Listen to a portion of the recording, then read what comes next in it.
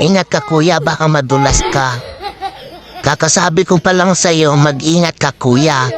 Nagalit ka pa sa mga nakakakita sa'yo.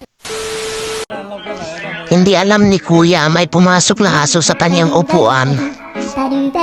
At hindi nga natanggal itong upuan. Kaya tinaway niya at tiningnan pa talaga niya yung upuan. Akala niya hindi niya upuan yun. Kaya ito ang nangyari sa kanya.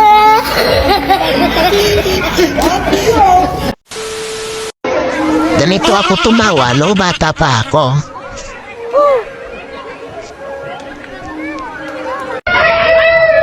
Ganito na ako ngayon.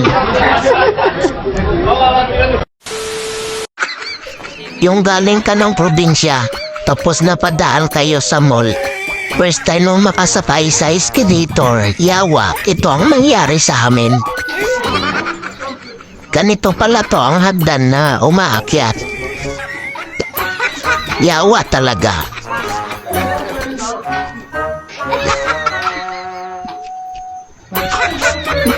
Salamat kay kuya, todo rescue talaga siya. Ito na ang tinagurian kong pumaster ng Pinas. Waya,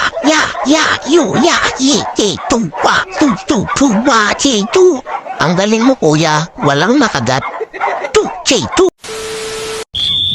Gusto ni kuya maranasan kung paano bumagsak pababa, kaya ganito yon.